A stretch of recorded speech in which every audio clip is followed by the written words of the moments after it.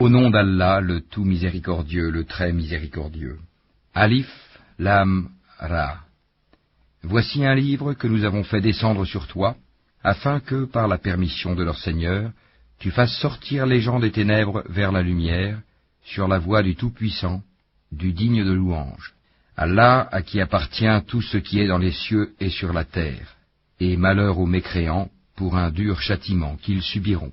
Ceux qui préfèrent la vie d'ici-bas à l'au-delà, obstruent aux gens le chemin d'Allah et cherchent à le rendre tortueux, ceux-là sont loin dans l'égarement.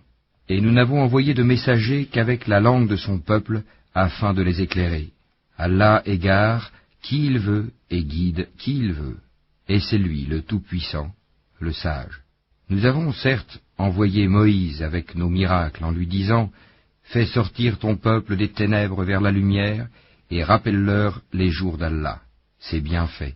Dans tout cela, il y a des signes pour tout homme plein d'endurance et de reconnaissance. Rappelle-toi, quand Moïse dit à son peuple « Rappelez-vous le bienfait d'Allah sur vous quand il vous sauva des gens de Pharaon qui vous infligeaient le pire châtiment. Il massacrait vos fils et laissait en vie vos filles.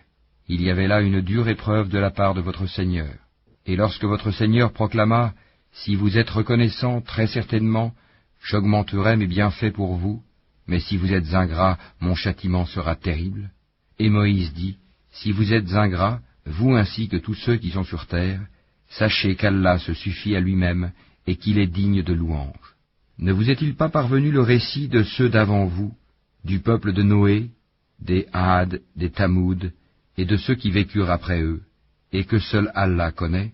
Leurs messagers vinrent à eux avec des preuves, mais ils dirent, ramenant leurs mains à leur bouche, « Nous ne croyons pas au message avec lequel vous avez été envoyés, et nous sommes, au sujet de ce à quoi vous nous appelez, dans un doute vraiment troublant. » Leurs messagers dirent, « Y a-t-il un doute au sujet d'Allah, créateur des cieux et de la terre, qui vous appelle pour vous pardonner une partie de vos péchés, et vous donner un délai jusqu'à un terme fixé ?» Les mécréants répondirent, « Vous n'êtes que des hommes comme nous. Vous voulez nous empêcher de ce que nos ancêtres adoraient. Apportez-nous donc une preuve évidente. » Leurs messagers leur dirent, « Certes, nous ne sommes que des humains comme vous, mais Allah favorise qui il veut parmi ses serviteurs. Il ne nous appartient de vous apporter quelques preuves que par la permission d'Allah, et c'est en Allah que les croyants doivent placer leur confiance. Et qu'aurions-nous à ne pas placer notre confiance en Allah alors qu'il nous a guidés sur les sentiers que nous devions suivre? Nous endurerons sûrement la persécution que vous nous infligez. Et ceux qui ont confiance en Allah s'en remettent entièrement à lui. Et ceux qui ont mécru dirent à leurs messagers, « Nous vous expulserons certainement de notre territoire, à moins que vous ne réintégriez notre religion. » Alors leur Seigneur leur révéla, « Assurément, nous anéantirons les injustes. Et vous établirons dans le pays après eux.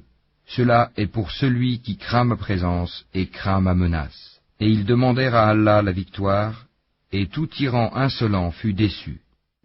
L'enfer est sa destination, et il sera abreuvé d'une eau purulente, qu'il tentera d'avaler à petites gorgées, mais c'est à peine s'il peut l'avaler. La mort lui viendra de toutes parts, mais il ne mourra pas, et il aura un châtiment terrible. Les œuvres de ceux qui ont mécru en leur Seigneur sont comparables à de la cendre violemment frappée par le vent dans un jour de tempête. Ils ne tireront aucun profit de ce qu'ils ont acquis. C'est cela l'égarement profond. Ne vois-tu pas qu'Allah a créé les cieux et la terre pour une juste raison? S'il voulait, il vous ferait disparaître et ferait venir de nouvelles créatures. Et cela n'est nullement difficile pour Allah. Et tous comparaîtront devant Allah. Puis, les faibles diront à ceux qui s'enflaient d'orgueil, « Nous étions bien vos suiveurs, pouvez-vous nous être de quelque utilité contre le châtiment d'Allah ?» Alors les autres diront, « Si Allah nous avait guidés, nous vous aurions certainement guidés. Il est indifférent pour nous de nous plaindre ou d'endurer, nous n'avons pas d'échappatoire. » Et quand tout sera accompli, le diable dira, « Certes, Allah vous avait fait une promesse de vérité, tandis que moi, je vous ai fait une promesse que je n'ai pas tenue. Je n'avais aucune autorité sur vous, si ce n'est que je vous ai appelé, et que vous m'avez répondu. Ne me faites donc pas de reproches, mais faites-en à vous-même. Je ne vous suis d'aucun secours, et vous ne m'êtes d'aucun secours. je vous renie de m'avoir jadis associé à Allah. Certes, un châtiment douloureux attend les injustes, les associateurs. Et on fera entrer ceux qui croient et font de bonnes œuvres dans les jardins sous lesquels coulent les ruisseaux, pour y demeurer éternellement, par permission de leur Seigneur. Et là, leur salutation sera « Salam, paix ». N'as-tu pas vu comment Allah propose en parabole une bonne parole pareille à un bel arbre dont la racine est ferme et la ramure s'élançant dans le ciel? Il donne à tout instant ses fruits. Par la grâce de son Seigneur, Allah propose des paraboles à l'intention des gens, afin qu'ils s'exhortent. Et une mauvaise parole est pareille à un mauvais arbre, déraciné de la surface de la terre et qui n'a point de stabilité. Allah affermit les croyants par une parole ferme, dans la vie présente et dans l'au-delà, tandis qu'il égare les injustes, et Allah fait ce qu'il veut. Ne vois-tu point ceux qui troquent les bienfaits d'Allah contre l'ingratitude et établissent leur peuple dans la demeure de la perdition? L'enfer, où ils brûleront, et quel mauvais gîte, et ils ont donné à Allah des égaux, afin d'égarer les gens de son sentier. Dis, jouissez de cette vie, car votre destination sera le feu. Dis à mes serviteurs qui ont cru, qu'ils accomplissent la salate et qu'ils dépensent dans le bien, en secret et en public, de ce que nous leur avons attribué, avant que vienne le jour où il n'y a ni rachat, ni amitié. Allah, c'est lui qui a créé les cieux et la terre, et qui du ciel a fait descendre l'eau, grâce à laquelle il a produit des fruits pour vous nourrir. Il a soumis à votre service les vaisseaux qui, par son ordre, voguent sur la mer, et il a soumis à votre service les rivières. Et pour vous, il a assujetti le soleil et la lune à une perpétuelle révolution, et il vous a assujetti la nuit et le jour. Il vous a accordé de tout ce que vous lui avez demandé, et si vous comptiez les bienfaits d'Allah, vous ne sauriez les dénombrer. L'homme est vraiment très injuste, très ingrat. Et rappelle-toi quand Abraham dit « Ô mon Seigneur, fais de cette cité un lieu sûr, et préserve-moi ainsi que mes enfants de l'adoration des idoles. Ô mon Seigneur, elles, les idoles, ont égaré beaucoup de gens. Quiconque me suit est des miens.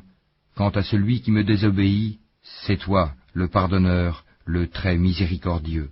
Ô notre Seigneur, j'ai établi une partie de ma descendance dans une vallée sans agriculture, près de ta maison sacrée, la Kaaba, ô notre Seigneur, afin qu'ils accomplissent la salate. Fais donc que se penchent vers eux les cœurs d'une partie des gens, et nourris-les de fruits. Peut-être seront-ils reconnaissants. Ô notre Seigneur, tu sais vraiment ce que nous cachons et ce que nous divulguons, et rien n'échappe à Allah, ni sur terre, ni au ciel. Louange à Allah, qui en dépit de ma vieillesse, m'a donné Ismaël et Isaac. Certes, mon Seigneur entend bien les prières. Ô mon Seigneur, fais que j'accomplisse assidûment la salate, ainsi qu'une partie de ma descendance. Exauce ma prière, ô notre Seigneur. Ô notre Seigneur, pardonne-moi ainsi qu'à mes pères et mères et aux croyants, le jour de la reddition des comptes.